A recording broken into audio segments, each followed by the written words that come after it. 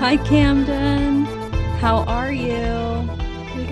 Good. How you feeling? A little bit better.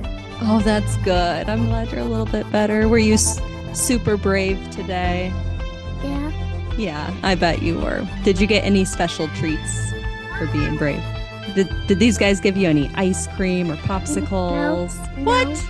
Well, you better ask them for some. Say, Aunt Helen says. Some ice cream. Oh. Awesome ice cream. I didn't know your mom could hear me. I thought we were having a private conversation. What do you want to tell people, Camden? We can learn about lizards this night. The T-Rex, that's also a lizard. Its jaw was the height of a 7-year-old child. A 7-year-old giant? I said child. Child. Sorry, thank You you. might have to Wow. A 7-year-old child? Yeah. That's only one more year than you. Yep. Can you imagine? That's ginormous. Wow. How embarrassing. You're telling me. It is embarrassing sometimes. Animal fact has been brought to you by Camden. Bonus facts. Okay. All right. Well, good. Bye, Camden. Oh my gosh. What a cutie. He did. He came up with an Yes. idea. He's like, he didn't call it segment, but Yeah. I want to have my own segment about animal facts. So not just lizard podcast. facts. He needs his own podcast. That kid just needs Does. animal show. Incredible. Well, after I didn't even, I'm so thrown off my normal. So I guess welcome everyone to episode 42. Wow, 42. Jackie Robinson. Of Millennial Mom Thoughts. Okay, also Jackie Robinson. Watch me be wrong on that, but I'm pretty sure that was the name of the Jackie Robinson biopic because that was his number. Yes, so 42. What's up? Yeah. We are not speaking about Jackie Robinson today, but I am Jordan and that's Helen. Oh. And maybe Jackie Robinson was number 42. That is not a number that I have stored in my mind of who. I want to say I'm 42% sure, but I'm more than I'm that. Close I guess to the age 42. I'm not 42% sure, but I'm more than 42%. I'm also I'll let you decide if you're keeping this in or not. Well, I think that leads me to a note I saw you added here, like speaking of things that I may or may not be right on. Maybe this has been on our podcast outline for a while or not, but that Brian would like to propose a segment on stuff. Where did I write that? Stuff Brian yells in the car while listening to the podcast. It's right above our notes here for episode 42. Yes. And then, yes. He said this to me. I think it was either last week or the week before. He listens to every episode and he's all caught up and listens in the car usually when he's doing his route, which may change now that, the school year's ending. And so he won't do as much school travel, but so we can trash talk him more than we right. Cause it'll take him longer to listen. No, what did he say? Oh, it was specifically referencing, okay. You remember the episode? I don't know the number that we talked about Nelly. Mm-hmm. Okay. And I had said, I think I went to a Nelly concert and then, moved on to something else. I didn't go very far. Well, I did. Okay. And I joked with Brian and thanked him.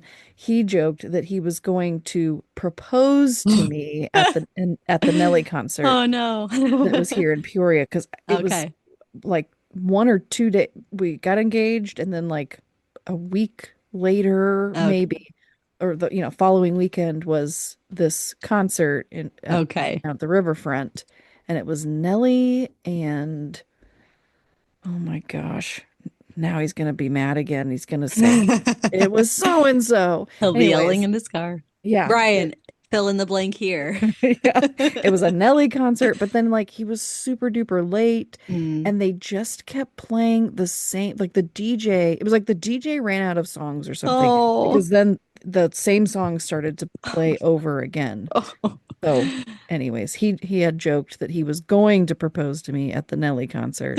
However, it was not at the Nelly concert. It was like the weekend before. And I know that we were talking about that because our anniversary of the proposal, yes, it was the 12th, was May 12th. Oh, So, okay. that was very recent. And so Nice. like, it was the Nelly concert, remember? Now, to what extent did you know that your proposal was coming? Like, were you aware? Well, I knew it was going to happen. I mean, Yeah. we went and looked at rings Yeah. together. I have, or not had, I have. So my engagement ring was a diamond actually from my great grandmother. No And so way. I wanted to like the main, Yeah. the main stone. And so I wanted it to have kind of a art deco kind of, vintage looking. So we, worked on that. Together. So I didn't Mm-hmm. know the when, but we Mm-hmm. had definitely talked Yeah. about like we're getting Yes. married. It Yes. wasn't like, oh my Yes. gosh, I had no idea, Wow. You actually like me? Yes. I What? can't We're gonna imagine. spend the rest of our life. I mean, I Um, guess some people do that, but Yeah, exactly. Some people we do. We we had definitely did had not the either. Yeah. conversations, Yes. but I didn't Yes. know exactly the when or what all Uh, he was going to do. But it was downtown Indianapolis along the canal, which mm-hmm. was a favorite spot of ours when we would, we were long distance, so Yeah. when we would travel back and forth Yes. between Peoria and Indy. Yeah.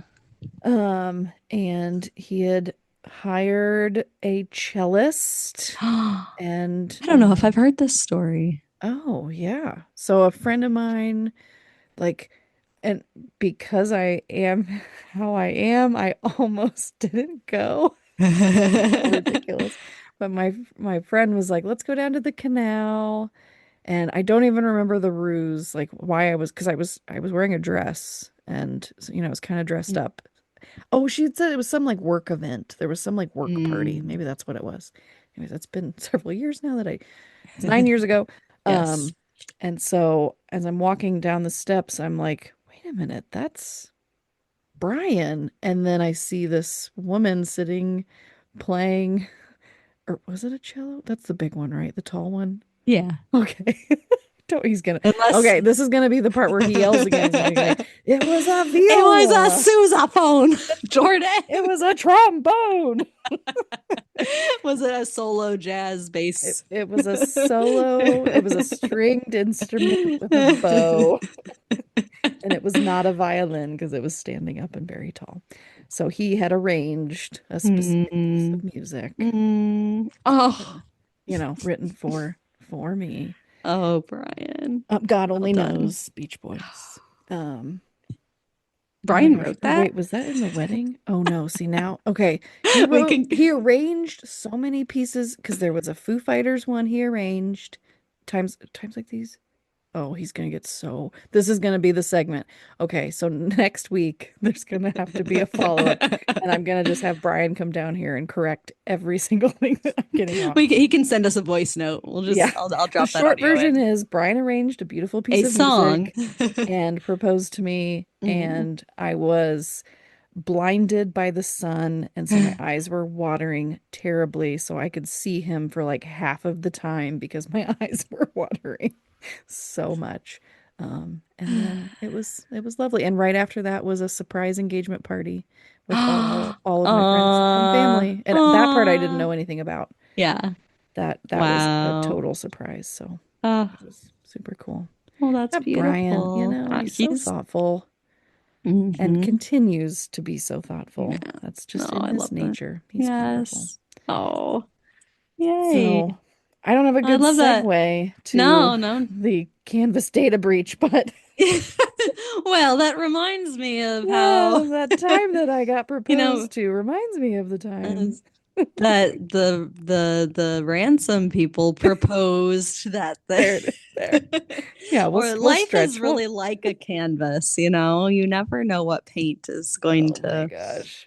Yes. Yeah, tell me, what do you want to tell me what happened? Or what more do you have? Really, the follow-up, because we talked about it last week, there was an agreement, a payment. I don't know if that was actually disclosed, but the hacking group Shiny Hunters Um, apparently they paid something. I don't know.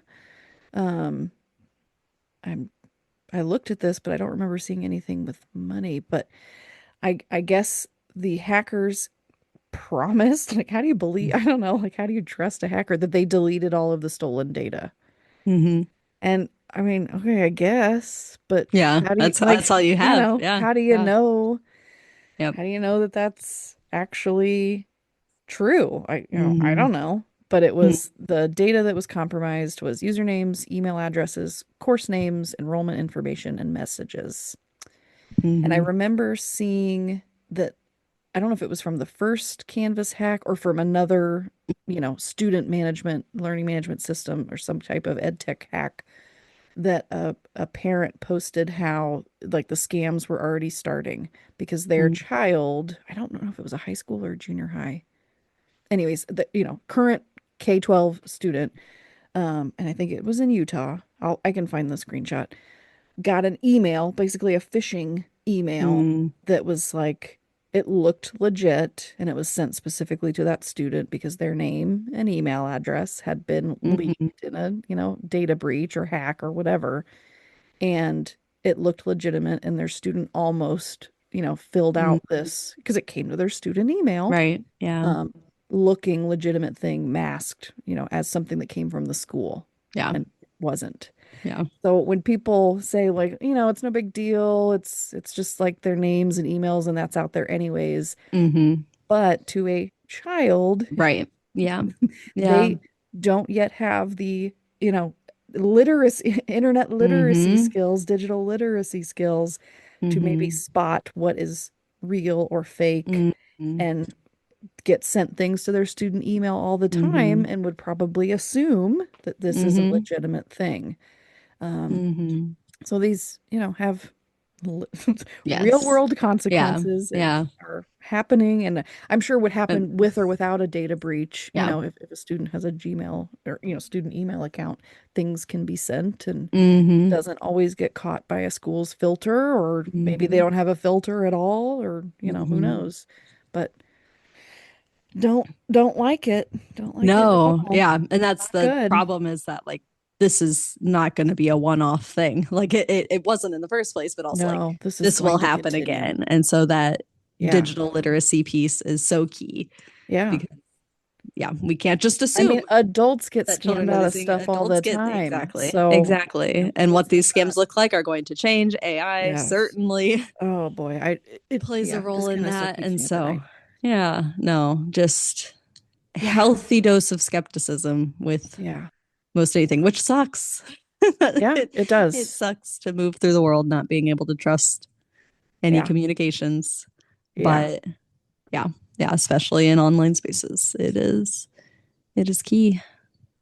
I will continue to say, yeah, unsupervised internet it was not built for kids. No, yeah, Which is why we have to teach them about it and you got to what it teach looks like. exactly, And exactly. Can't this isn't, ignore it. no, Yeah. this is never ever use the Mm-hmm. internet. That's not what the message is. Mm-hmm. It is, how do we use it? What is it for? How Mm-hmm. do you spot things that are trying to take precious information from you Mm-hmm. and also steal your attention and your time and Yes. all of those things. All the things. Well, and I think that potentially leads nicely into Yes, what we finally I think so too. Yeah. may talk about today. Now, here I am shuffling through my notes because I did kind of Yes. reread this piece and jot down a couple things, but now Yeah. that's been like a It's been whole a little weekend bit. ago. So, Yeah, I browsed back over it this morning just to make hmm sure that I was okay. So we're going to talk about the yes. difference between EdTech and MADTech. So Mhm. what I like is I'm just going to read his definitions if that's all Yeah, right. go for it. And that's, this is a term coined by this writer, Trevor Aleo. Yeah, I don't know how to pronounce his last name. So But, apologies to Trevor that we don't know how to pronounce your last name, but thank you for this Substack piece, hmm which will be linked in the show notes.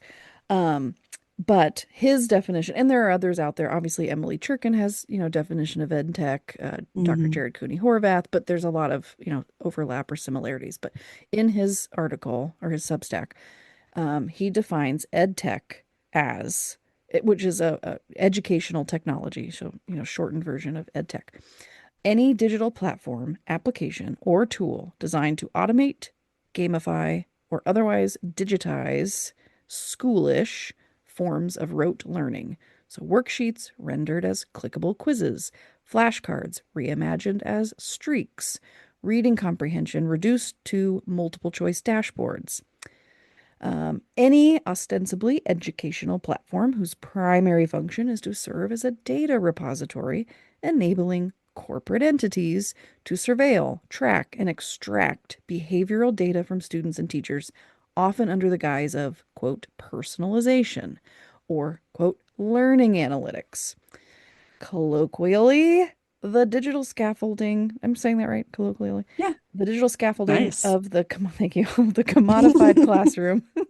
I use big words sometimes. The infrastructure by which pedagogical decisions are quietly outsourced to engagement metrics and shareholder demands. Mm-hmm. And one way he boils it down later in the piece is that EdTech creates data. Yes. Whereas what he's going to call MADTech creates artifacts.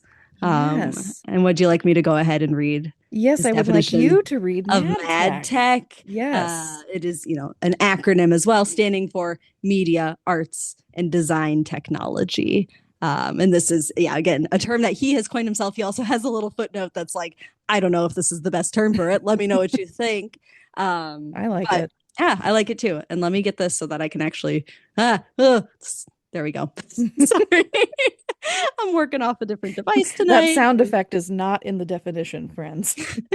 But I do appreciate it. But maybe it should be. Maybe I'll comment and let him know what I think. Okay, MADTech is the class of creative, generative, and production-oriented digital tools like video editors, digital audio workstations, podcast recording equipment, design software, digital whiteboards, image manipulation programs, film and media production suites that enable students to compose, create, and publish artifacts belonging to real genres and forms of contemporary cultural life. It is also technology used by students as makers rather than technology used on students as subjects, which just got to pause there. I love that. I think that is gold, right? Technology not being used on students, technology being used by students. It's the instruments of multimodal composition, aesthetic inquiry, and public-facing production. And it is a pedagogical orientation that treats digital tools as extensions of human expressive capacity rather than as delivery mechanisms for pre-packaged content or vectors for data extraction. Yes. And I will just say this, that as, especially as an ELA teacher who very much, was trained in this era of multimodal composition and offering students different means of expressing their ideas and showing their learning beyond just the 5-paragraph essay or multiple choice comprehension quizzes. This so resonated because I think it honors and values the ways in which technology can be productively used, because it all stems from this just a complete rejection of technology, which, to be honest, I don't hear that I don't hear that hugely of people saying just paper and pens, down with any screen whatsoever. Well, I think it also goes by age too. Yeah, developmentally. Sure. So I, when thinking about my own kind of opposition to certain technologies in school, especially elementary school level, I can see in the older grades. Again, this is not anti-technology, and that's why I really liked this Substack, because I thought, yes, this is something that can help me communicate what I mean when I say EdTech. Right. Because when you put it out there, people are like, well, you can't, it's a technology-filled world. You can't get rid of all technology. I'm not saying that. But what I like about this, like you said, this creates something. Now, does that mean we still use it for everything? I still default, or would like to default, to learning those pencil paper skills first. And an example that I thought of was, when I was a high school counselor, each high school that I worked at, there was always a group of students, and it grew as the years went on, that wanted to go into video game design as a, profession later. And I remember asking, because some schools had this as a prerequisite and some didn't.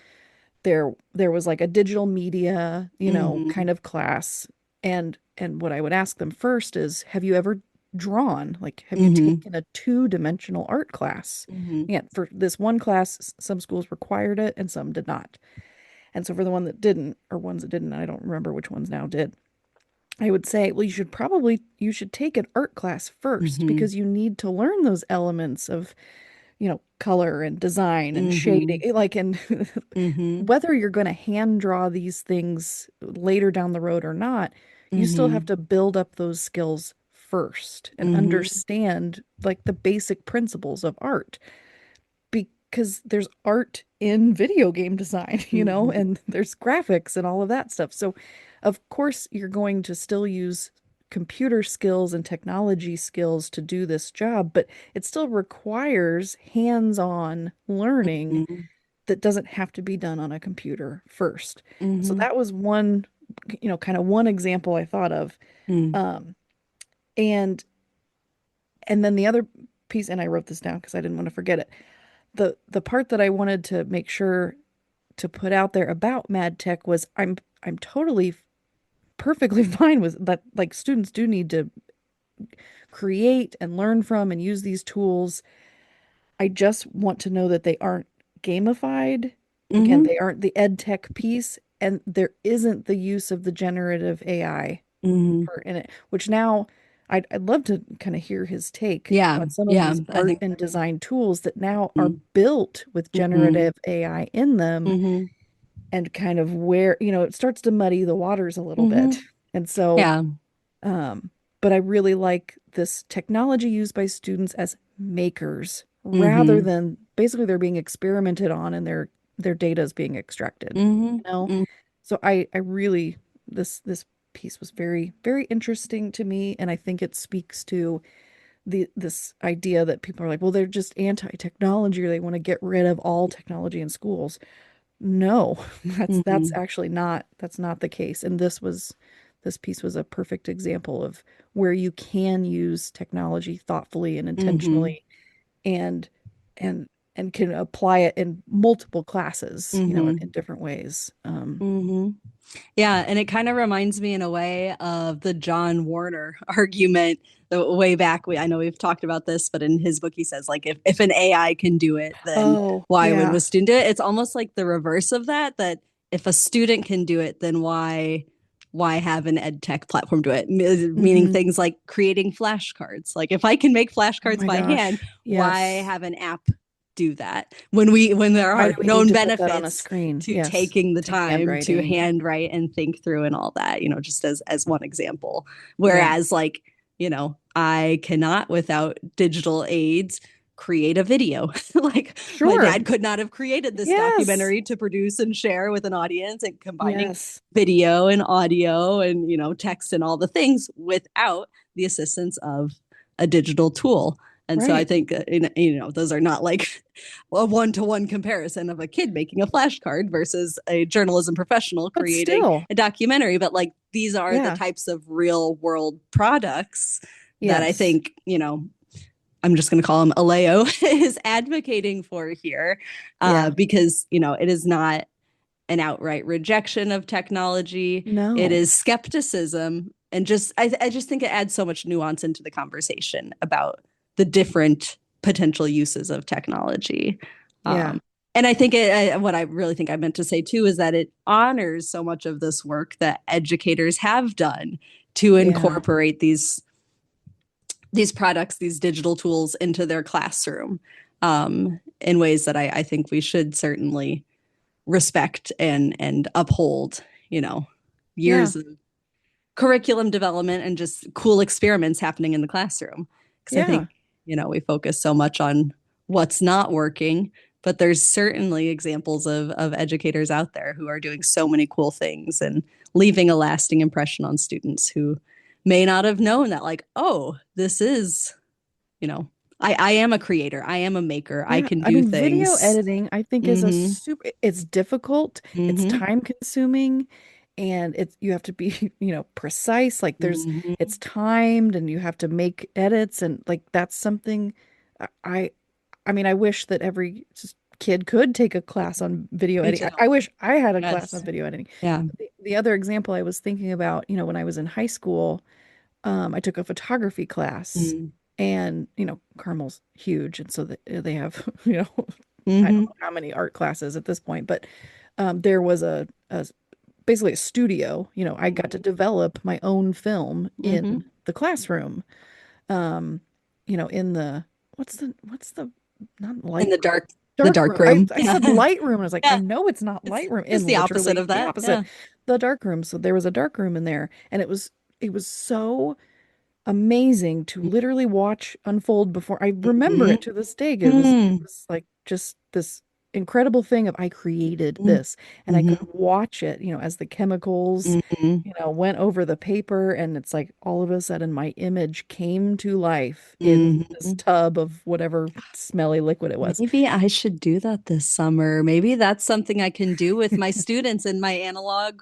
We're calling it, I guess, the analog wellness class. I don't think that's the official Oh, title yet, but like, I think that would be really cool because we had talked it about was cool. And doing mixtapes for 1 week. oh, Like we that's could do neat. some Yeah. photography another week. Yeah. We're gonna make zines.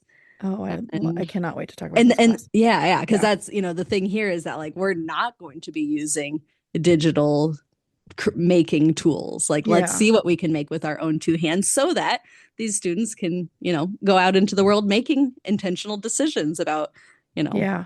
in my heart of hearts, it's like feeling empowered of I can create things without the aid of Yeah. technology, but then that helps you be more Well, mindful and it's just a aware of different like type where of technology technology. can aid you. And yeah, it Yeah. is. You're right. You're right. Yeah. Yeah. Yeah. But So. it led me to think, well, now because everything, most thing, not everything, but most thing is digital photography. Mm-hmm. But I got to learn, aperture and light and dark and how to manually set those things. Mm-hmm. And so I knew what those things were. Yeah.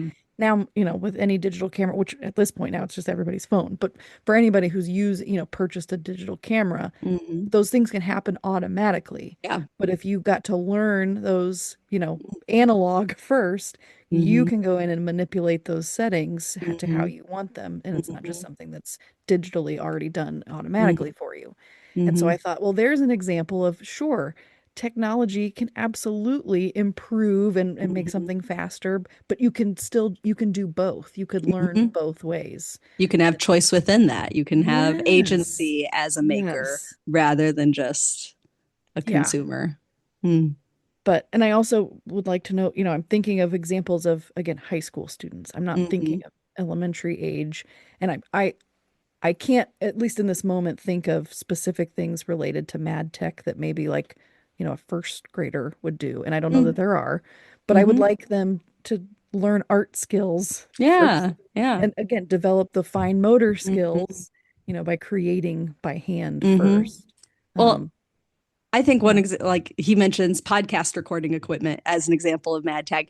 I can Yeah. totally see, uh, teaching younger students, creating some sort of audio project Yeah. where we're not just recording our voices, but capturing ambient sounds or getting Mm, that kind of, what's the background noise and thinking yeah. intentionally about sound design. That's true. Um, Yeah. Yeah. so it's not just all about like, we're You're clicking making around a and putting things together, podcast. but Yeah. we're thinking in a different medium.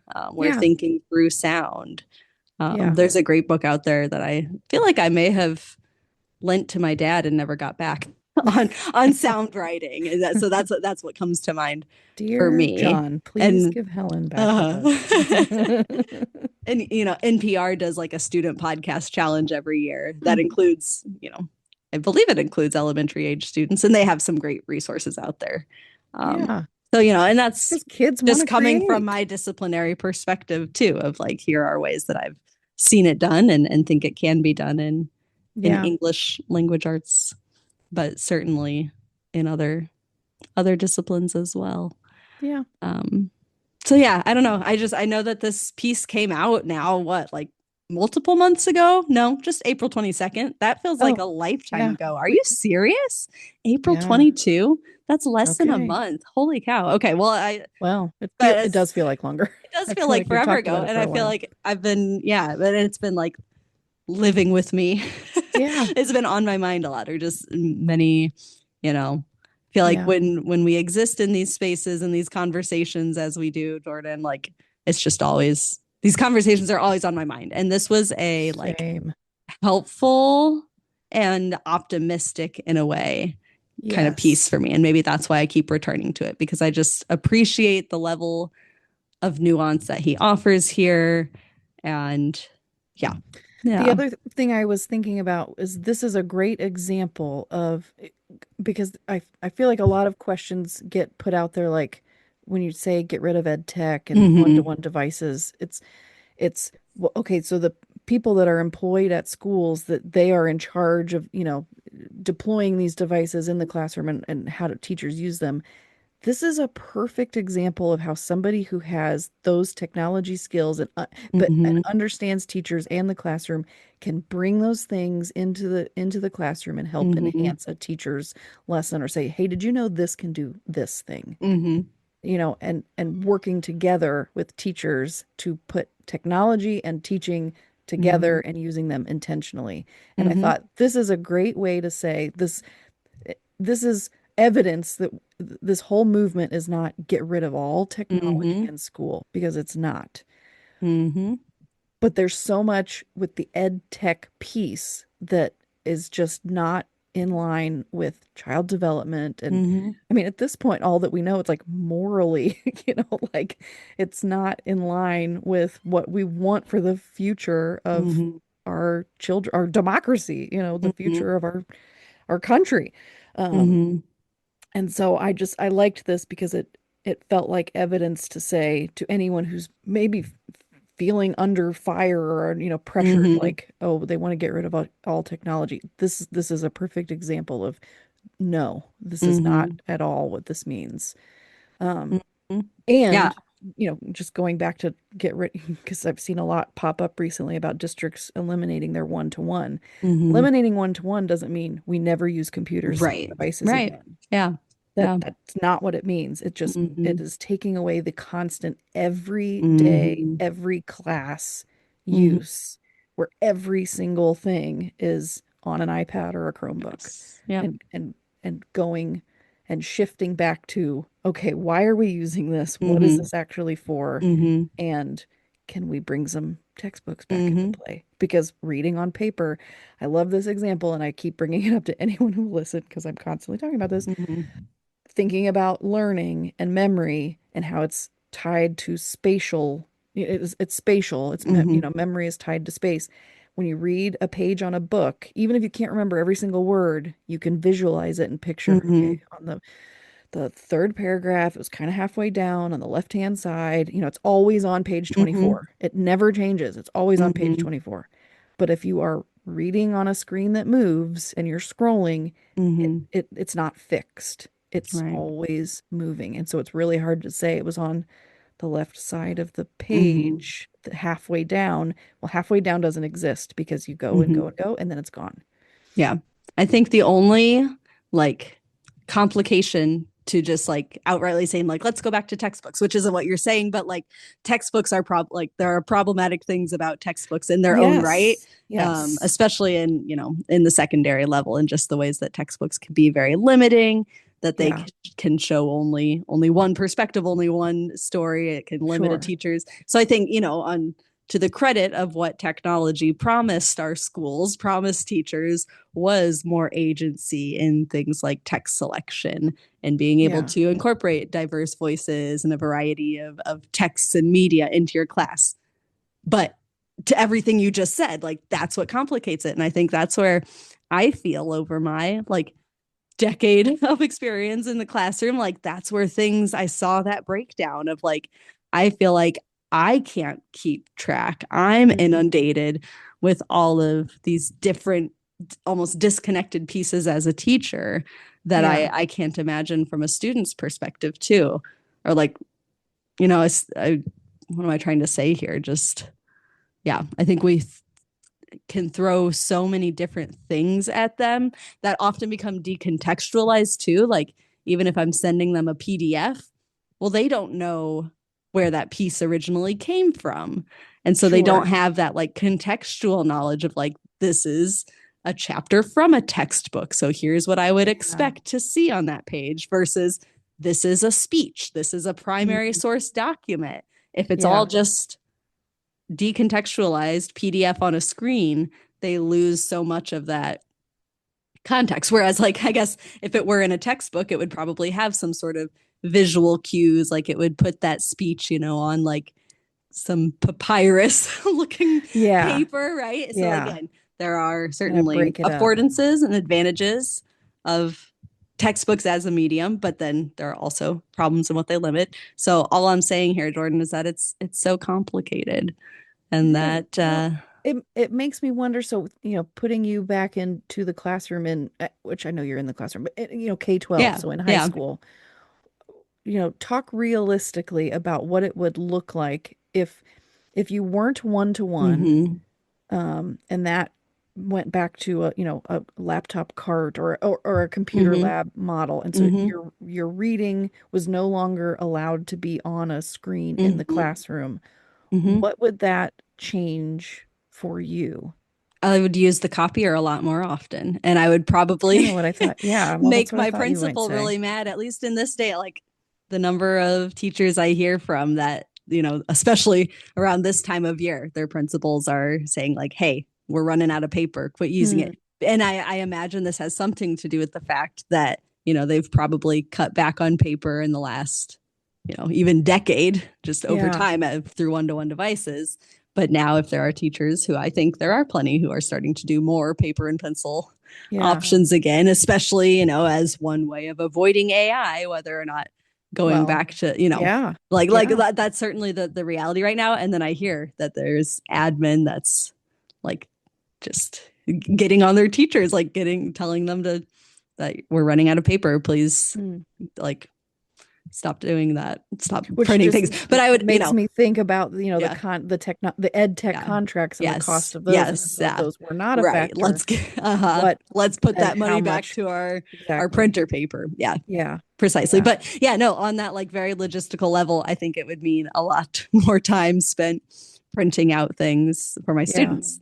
But then on the more pedagogical level, it would be what I've tried to do, when sharing things through digital means too, of doing that contextualizing work. And I led a workshop on this at ISU a couple of years back now, but we called it Reading Contextually, because this is something we were hearing both from our English majors, but also the gen ed students in our classes. Like we kind of did this survey of why are you struggling, essentially, because we were starting to get these generations of kids who had, either graduated during COVID or had COVID was like they returned to school their senior year. And we started to see, what we now have the data to support of just students are not reading at the level where they once were.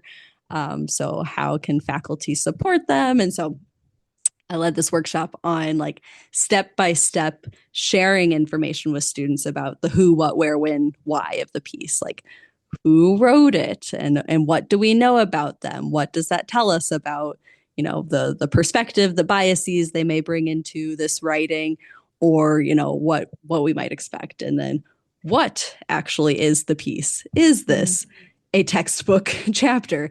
Is it a primary source document? When was it published? Just all of those, and that all comes down to literacy. But I think it is skills that were once assumed that students, I don't know if we ever assumed that they would do them on their own, but I don't know. They are. Again, there's been a gap, and where I think perhaps more so educators lose touch with the fact of like what students are losing when everything's just a PDF. Yeah. I don't think this is the most articulate way I could be saying this, but if that makes sense, I think I would, yeah. I also just practically, now that I'm in a different role, I'm not obviously working in a school anymore, but still involved with education, tutoring students. I now see it from the student and parent perspective. I Mm-hmm. know I'm not their parent, but just navigating Mm-hmm. the amount of things that are, shared for, example, Schoology, just because that's what Mm-hmm. our district uses. And the amount of clicking back and forth Mm-hmm. between, you have a document that you have to type the answers on, and you have a document that you have to read first, but you need to have that open so that you can answer the questions. And there is, I just don't think that's maybe talked about enough. Just Mm-hmm. the manual labor, the Mm-hmm. difficulty it takes just to complete sometimes one assignment. And Mm-hmm. so I've now started, for the ones that can, suggested to students, print out either the Mm-hmm. thing you're writing or the thing you're reading. Mm-hmm. But sometimes it's difficult if it's the one you're writing Yeah. because it's an online Because it's submission. And so if you mm-hmm. take the time to handwrite it when Fine. then I have to type this. And so I've started to say, well, could you take a picture of it, and Mm-hmm. submit it that way? But usually it's on a Google Doc, and so it's Yeah. already shared with Yeah. the teacher. So there's just the logistical things that Yes. happen and the complications, which I know I, I just I know it would take longer to do grading. I understand that. And it's also easier for things to get missed or lost from the Mm-hmm. student and the teacher. That's not a blaming on either. Mm-hmm. Papers can get mishandled and you didn't put your Yes. name at the top. And so now whose paper is this? And so But it's I would 100% every time I don't even want to say fight that battle, but I'd rather deal with that I than know. I'm did seeing did a it student now. even actually write this? Like Well, give exactly. me the paper and pen struggles any day. Give me 7 no names papers versus Right. 7 essays that I'm pretty sure a robot wrote. I know. And it's happening. And it's again it's not to blame students, but the number of students I have that, like, finals is this week, and so we're Yeah. working on study guides. And so for the ones that have taken time to fill them out already, and my first question is, Mm-hmm. did you Google this one or did you look it up in the notes or the book? And again, I don't blame a student for saying I Googled it, Yeah. Use your because resources, but but if the teacher provided mm-hmm. notes, or if there is a textbook, I'm Mm-hmm. saying let's go to that first, Mm-hmm. because while Google might have a correct or very close to correct Mm-hmm. answer, that's not what your teacher taught you in the moment Mm-hmm. in the classroom. And so the terminology may be different, or a Mm-hmm. definition of a word might be different. And if you're Mm-hmm. copying and pasting from Google, you didn't have to go search out that information Mm-hmm. yourself. And it didn't get absorbed. There was no learning, Mm-hmm. no retention of that information in there. You just copied and pasted. Mm-hmm. And probably an AI generated And response well, to that now question. that's It the wasn't other you. piece of Yeah. it. And when I started tutoring, in Yeah. 2021, that AI generated Google search thing that didn't exist. Right. And Yeah. so now it does. And so now that's what they're copying and pasting. Mm-hmm. Again, I That ain't just, reliable, kids. it's not, but they're Go to not. Wikipedia. Right. Forget what we told you I'm 10 years literally saying, ago. like, Go to I'd Wikipedia. rather you go to Yeah. Wikipedia than Yeah. use the Google AI I know. summary, I know. which is It's insane to me that wild. I'm saying that, but Yes. Uh-huh. but it's true. It's It's true. mm, And again, the difficulty, I just don't think there is enough appreciation for the difficulty of doing doing homework on an iPad or a Chromebook. Like, mm-hmm. it's Mm-hmm. hard Mm-hmm. after a day of being on and it's not all day. No one's saying they're on it the entire day long, But but some of them are. some are. But after a full Yeah. day of multiple, again, at the high school and junior high when they change classes, multiple classes, varying amounts of screen time, Mm-hmm. then to go home and have to do more screen time with the built-in distractions that make it Mm-hmm. take longer. And so there's even more. Like, it's real. I think it's really wearing on everyone. And that's, I think, another reason why this is, coming to such a, Mm-hmm. just this morning I saw a district in Indiana, in I forget the county, but it's Connorsville. They're doing away with their one-to-one in Mm-hmm. pre-K 1 and 2, or K 1 and 2. I forget exactly the cutoff, but in elementary school. Mm-hmm. So it just keeps happening, Yeah. and Yeah. for good reason. Mm-hmm. And I'm I'm pushing for it here because I don't have time to wait. Mm-hmm. My kid's in school right now, and I'm worried about what this is going to do to his brain. Mm-hmm. And it's not because I don't have faith in teachers. It's not because I think I know more than teachers. I just think new information has come out and been presented to all of us, and what are we going to do with it? Mm-hmm. Mm-hmm. Yeah. And it's just the more we can ground these discussions in this data that's coming out, the more we Hmm. can recognize the nuance between different uses of technology, like this Yes. piece did, right? The Yeah. more robust those conversations become, but the more real they are too. Because Right. I think when you present things as either like tech or no tech, like that becomes very, Yeah. It's what's the not word I'm black and looking? white. It's not black and white. This is not a, yeah, this is a conversation that has a lot of nuance, and we need to spend time there, like I'm just getting, not interested in the data mining, the yes. attention grabbing, the generative Yep. AI. Yep. That is a piece that I Mm-hmm. does not belong in Mm-hmm. schools. It just doesn't. Mm-hmm. I don't want kids to have the ability to be served disturbing, inappropriate, harmful Mm-hmm. content on a school issued device. Mm-hmm. Like I just that shouldn't I feel like that should just be everyone should agree to Mm-hmm. that, you Mm-hmm. know. But ed tech, it's not regulated. Like, Right. and then I think it was last time I talked about the financial piece and the influence, you know, Mm-hmm.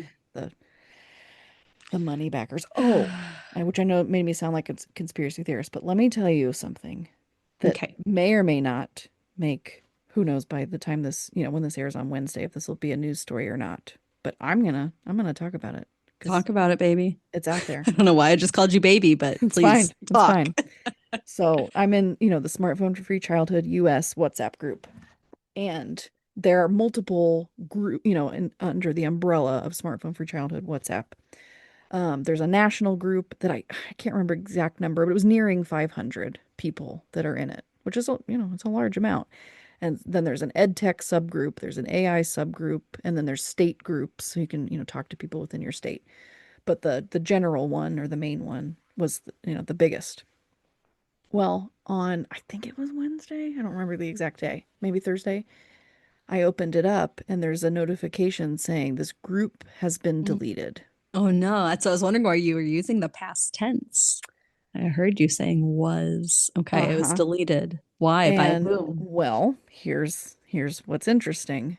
Uh, there are other, you know, other groups that were still in there through them that Mm, were not disabled. And then I am part of Fair Play's Action Network, the Screens in Schools group, and we have a monthly meeting. And we met on that next Thursday. So yeah, mm-hmm. Wednesday it was disabled. Thursday we met, and come to find out there were other groups. Schools Beyond Screens, which is the one that's responsible for all of the changes in LAUSD, you know, parents in Mm, that group. One of their main groups was also shut down. And then there were a couple of other, I want to say there was one in DC and then maybe somewhere else. I forget the exact, but there were mm, multiple groups, large groups of, you know, this grassroots parent mm-hmm. organizing, and the groups were shut down Mm, mysteriously with some kind of notification like you violated the terms of service, which mm, did not happen. mm-hmm. So, my my theory, which Mm-hmm. I realized to an outsider might sound like a conspiracy theory, but to anyone who's in these groups, you know, WhatsApp is owned by Meta. Yeah. That's Yeah. their, you know, parent company. Well, what's happening with all the social media companies? They're being Mm, sued and losing. And so if there are parents using their platform to talk how to get these platforms to be held mm-hmm. accountable, and then mysteriously they're shut down, Mm-hmm. I I I have to wonder, it's either Meta has done it themselves, or someone, you know, continues to like report and flag and report and flag. Mm-hmm. And so it's a, you know, concentrated Yeah. effort to, No.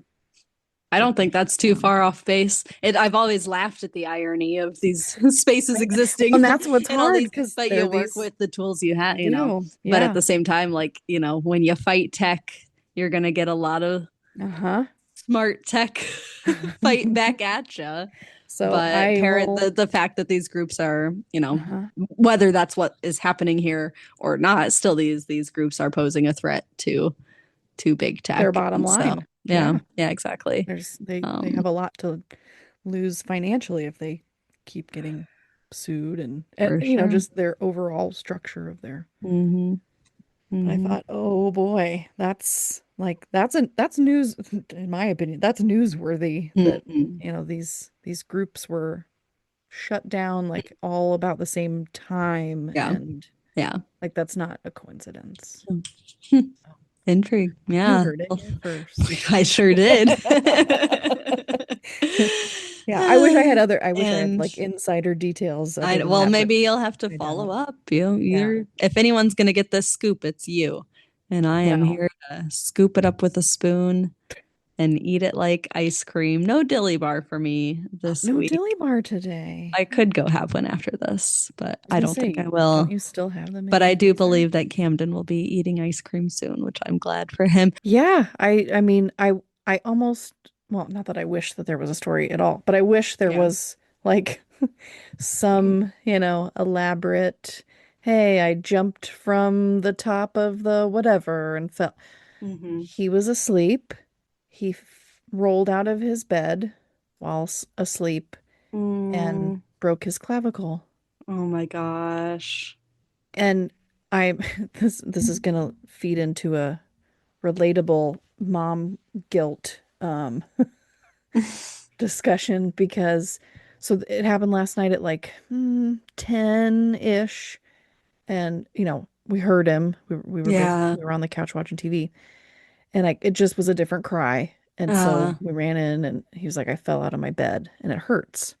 And of course I just thought, it's of course startled him. He was in a deep sleep and fell out of his bed and it startled him. And so then he was saying he had, there was pain and it hurt. And so we got him an ice pack. And again, I was thinking it was more, I'm startled. Yeah. He has I specifically bought low beds for both of them because I thought if you do ever fall out, this is very low to the ground. So I wasn't even thinking this was a hard enough fall that, he would have been hurt. There wasn't anything directly under, so it's not like he landed on something in bed. Anyways, so I laid with him for a bit and then he fell back asleep. And then a few hours later, woke up and was calling for us. So Brian slept downstairs because he, a couple times in the middle of the night woke up and was upset. And then Brian gave him some, I don't know if it was Tylenol or ibuprofen, but something, and went back to sleep for a while. I woke up and then he woke up a little bit later and was still, complaining of pain. Had him on the couch, had some ice packs, and he didn't want to lift his arm, but he was doing it. And then, but then he would move and he would be okay. And so I thought, how much, like, it's just not that I didn't believe he was in pain. Right. I could tell. And but he's 5 years old. It's hard to, or 6. He's 6, Helen. Well, he's never 6. Mind. How dare you? How dare you? He'll be very upset. Don't tell him I said that. Yeah. So I had called the on-call nurse and then she said, because I was going to take him to prompt care, but then she said, they're just going to send you to the ER anyways. Yeah. So just skip that step. I said, okay. So we get in the car to go. And then he's like, is happy. He's like chatty and fine. And so I said, okay, put it was his right shoulder. I said, try, lift your arms. And so he did it. And then, extend your arms forward. And he didn't because he wasn't doing this at home, but he was doing it in the car. I thought, okay, well, you can move it. So instead of getting on 74, I drove back home. And then as he was getting out of the car, was crying and in pain again. And it was like, okay. So I almost didn't go. And then lo and behold, thankfully they were really actually pretty quick. We weren't there super long. Did the x-ray, fracture, and he's in a sling for at least 2 weeks. For 2, that's what I was going to ask. And so at the end of this week, I have to call the ortho. I have to see a specialist and follow up there. And doesn't seem likely that it would be a surgical repair, but then an ortho pediatric ortho has to see it to make sure. Of course. Whew, happy almost summer, Camden. Literally whenever I had my broken bone, it was like the last week of school into the summer. Oh, poor guy. Signed up for tennis. Of course he is. Well, tennis, tumbling, and soccer. Oh my gosh. In the next 2 weeks. Yeah. So I had to send an email. He has a broken arm, shoulder. Clavicle. And he only gets a sling. We can't even sign anything. Not that that's what matters here. Yeah. But... No, yeah, there's no cast. There's no cast. But I right before getting on, I was looking up different slings. Mostly because I know I'm going to need more than one. Yeah. Because this it's going to get wet. Yeah. Of course. we're going to have to do some water table, step up our water table game right away. For sure. We're outside and still playing, but not doing anything that's because he's going to get frustrated. Yeah. This is going to take he's probably already frustrated now, but it's going to take a day or two, and it's going to be, why can't I do this? Why can't I do Gaga ball at recess? Yeah. Yeah. So on the one hand, it's good that it's the last week of school because then it's not only one week missing out constantly on recess, but also he misses out on the last week of recess. Yeah. Yeah, that's hard. Yeah. Poor guy. So poor mama. That's it was not certainly part of the end of the year plan. Meanwhile, I was just joking the other day because he got elbowed or hit somebody's head, head-butted him in the eye, and so he has a bruise, basically like a black eye. Yeah. He started the school year with 2 black eyes. That's right. I do remember he is that. Ending with 1 and now a sling. Oh no. What?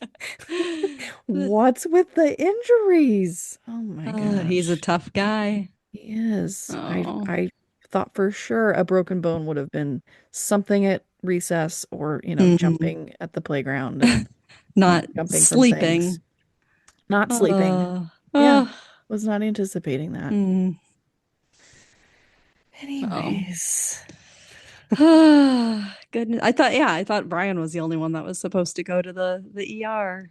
Oh my gosh, I was I was just here. Like father, like son, I guess. No, that's at least Camden's has a solution right away. Yeah. Some medical mystery. Yeah, OSF, you're fine. That's great. I'm so glad you're right there. But I really am tired of seeing you. I want to break up with you. I don't want to go see you anymore. How are you? I'm doing all right. Yeah. Doing all right. Don't like it. Don't like it. No. Don't like injuries. Don't like things that are out of my control. Don't like I don't like this feeling. So I'm sorry. Yeah. Anyways. Well, thanks for being here with me tonight. Yeah. Hey, what were you up to today? Oh my God. Fun things. I feel guilty for No, don't feel guilty. For having a good weekend. I would have been up to fun things. Yes. Yeah. No, yesterday was the Blue Chevy Trail Classic out at Farmdale.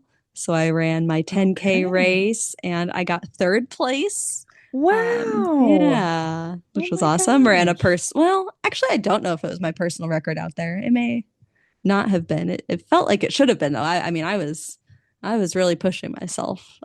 So that was fun. Cool. And I feel perfectly fine today. I was ready to feel the hurt, but not very sore, which is awesome. So now I've got another 3 weeks or so until the next race on the calendar, and I'm pumped for that. So that was almost like you're a mother runner. I am a mother runner. I read your piece. Thank you. Very cool. It was so funny. It was last week when we were talking, right, was Mother's Day, and that's when the article came out. And I had texted it to Mitch first thing in the morning when he was it while he was making the pancakes or whatever. So he had kind of seen it and like, oh, wow, cool, but hadn't had a chance to read it. And then later in the day, I was like, so did you get a chance to read it? Oh, no, not yet. Later in the day. So did you get a chance to read it? Oh, because he wanted to make sure he was actually like in a place where he could read it and focus and stuff. So that was like, so did you read it yet? And then after our podcast, he had, while we were talking, had read it and had like genuine kind things and specific moments that he liked and stuff like that. So I was like, thank you for taking your time and really reading it and all that. So yes, that is the life of a mother runner. And he and Violet went to the race yesterday at the end of it. And so they were waiting in the grass for me, and he was like distracted by something as I was coming out of the woods and kind of onto the trail to pass them. And Violet was busy reading the Farm and Fleet ad that I believe had been in the stroller, which cracked me up. And then, but I was also like totally at my limit by then. So I was like pretty much out of breath, but I wanted to make sure that they saw me coming before I was just passing by. So all I could think of was Violet. I tried to yell her name, and I think I got it out. I got enough to get their attention. So that's what mattered. And they cheered. And then there were some snacks at the finish line. So I shared some animal crackers with Violet. And lovely. And I had a Nerds gummy cluster, which I forgot how good those are. But had some candy out. Disgusting. I mean, just the one was like plenty. But see, if it's not chocolate, I don't have any. And I'm pretty much that way too. Gummies, nothing. No. Because today we had a little family get together this afternoon, and later this week is one of my niece's birthdays, and her request was to make a candy salad today. So she requested that everyone bring a like fruity sweet candy, because she at least, she didn't want people bringing M&Ms to the salad or whatever, don't want to mix the chocolate with this. So she, had a cohesive thing. And I was like, I want nothing I will gladly contribute. I do not want anything to do with eating that. You don't have to worry about me participating in that. Here are the Sour Patch Kids from the back of our pantry that we were never going to touch anyway. Because Mitch likes those, sour. But he only likes the watermelon kind. So like he'll buy just the watermelon Sour Patch Kids that they make now. So anyway, but we were getting together following the Morton Cinema showing of my dad's documentary. So he was able to rent out, I guess they do private rentals. Yeah. And so it was, our families and a couple of my dad's like former colleagues, folks he worked with, so it's this documentary he's made about his late brother, who passed away in the early 2000s. And I guess, what was it, 2006? Because it was just past the 20-year anniversary is when he really started working on this project.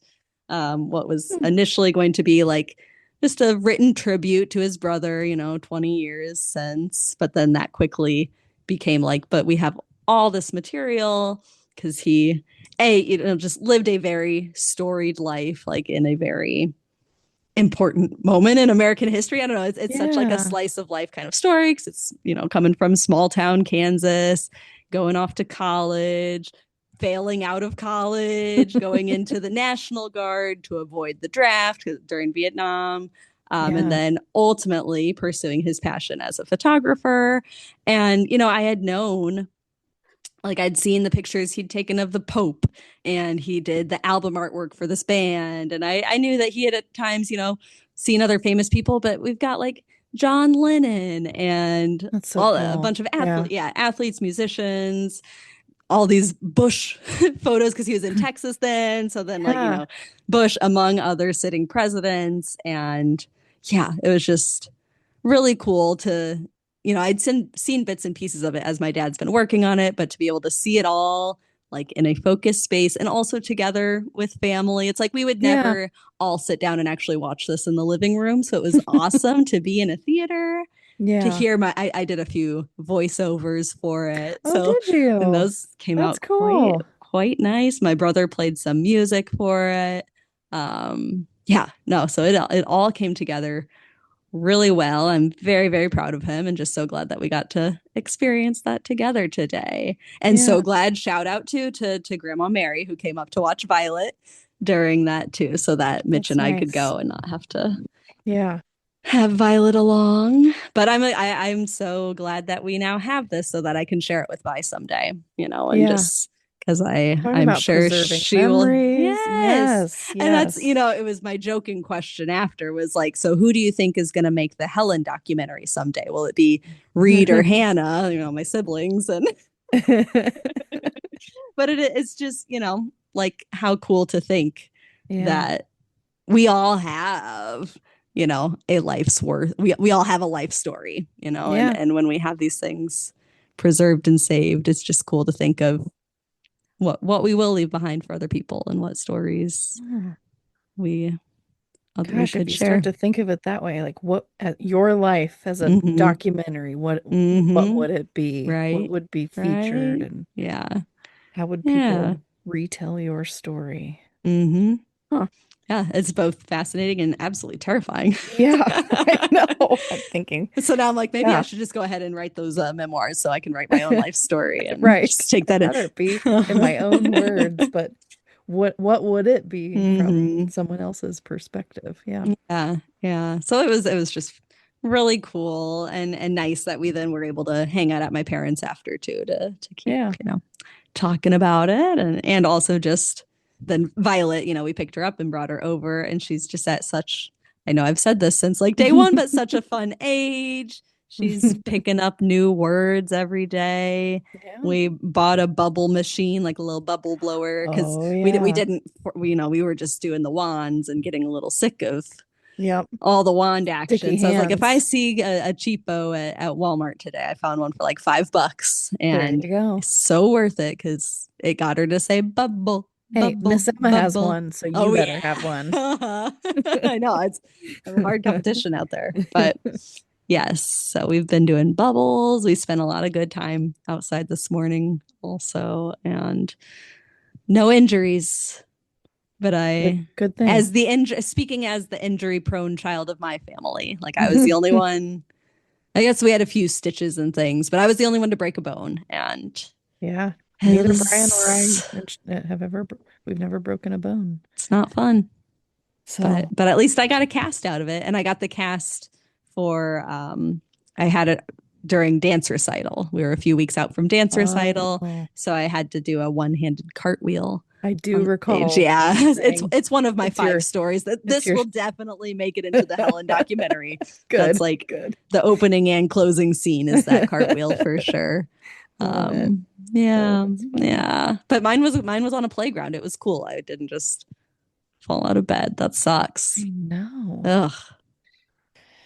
Yeah. So we'll see how he's gonna get real frustrated. It's only gonna take a couple days, and he's gonna be like, I hate this, and I can't do all the things that I want to do. But like you said, good thing in a good, one week of school. See the doctor right after 1 week, and then correct. And then you can kind of take summer at your own pace. Like may not look exactly like you've been envisioning, but we were definitely looking forward to tennis. So yes, yeah. He does want his own animal segment. Yes, so maybe that's bonus feature, bonus content. I think he deserves that. Or maybe that'll go to our paid tier on. And do we have a Patreon? No. Do we have a paid exclusive? No. If you give us money, will we?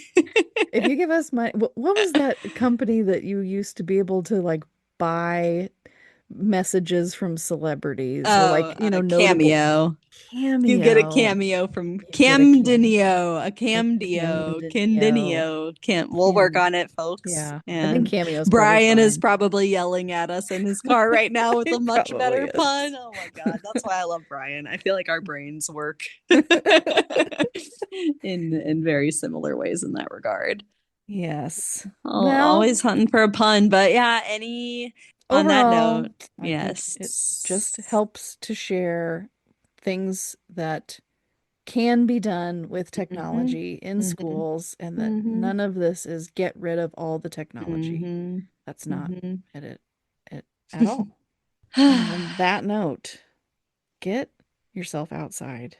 Today was quite it was gorgeous. Oh, toasty. But nice. Yes. Yeah. Toasty, but windy. But windy.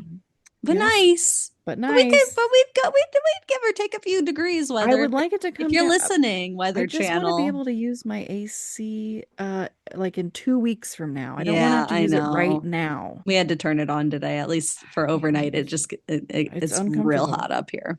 But no matter what, get outside. Get outside. Leave your phone inside, and maybe get an old school camera and take pictures and then go get, I don't know where you can have them developed. I'm sure there's somewhere you can still go. There's still, is Peoria camera, is that a thing? I feel like I've heard that. I feel like they closed, and I don't want to be saying that if that's not true, but I feel like they had a closeout sale at one point. Okay. The places that you can develop film have probably dwindled. I'm sure there is still at least one. Yes. So you'll have to search for it, but wherever you are, not just here locally. There are places, regardless of where you're listening to us from. There's probably somewhere that you can develop your film. Yes. And go do that. I will be going to Google search Jackie Robinson's number, fact check myself on that, as well as is Peoria camera still open? And I think there was one other thing I needed to check myself on. But in the meantime, please enjoy this podcast music from Brian Spickelmeyer. Jordan Spickelmeyer does social media. I'm Helen Plevka-Jones. I edit the audio, and we will catch you on the flippity flip.